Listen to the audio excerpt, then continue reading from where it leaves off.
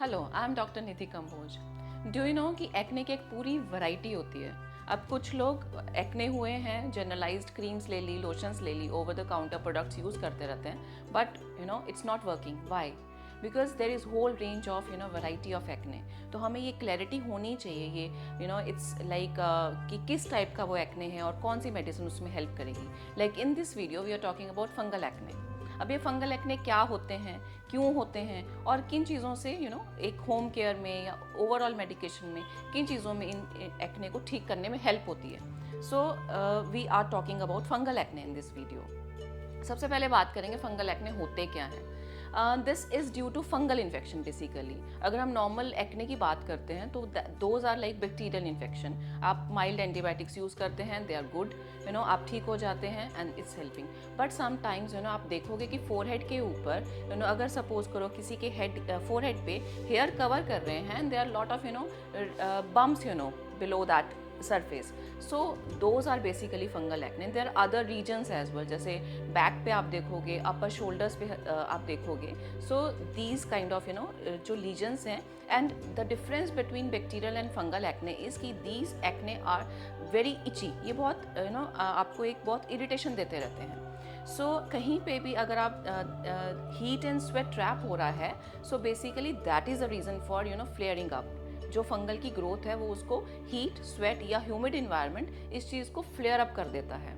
So there are other reasons as well, जैसे कि अगर आप बहुत लंबे टाइम से स्टेरॉइड्स ले रहे हैं, immunity is getting low, so fungal acne का एक कारण बन जाती है।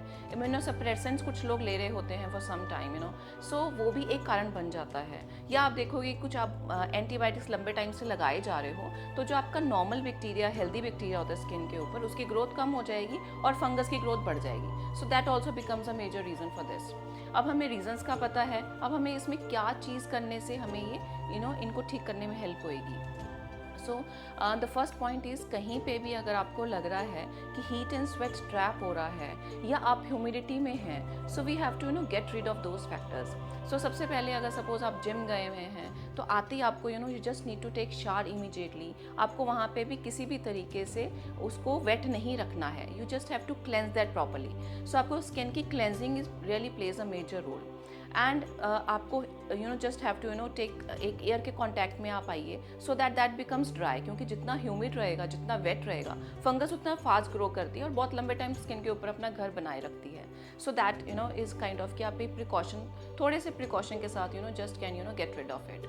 And in these acne anti bacterial gels या नॉर्मल ओवर द काउंटर जो एंटी एक्ने जेल्स मिल जाती हैं वो बिल्कुल भी काम नहीं करती हैं। You really need to be really particular about those anti fungal medications.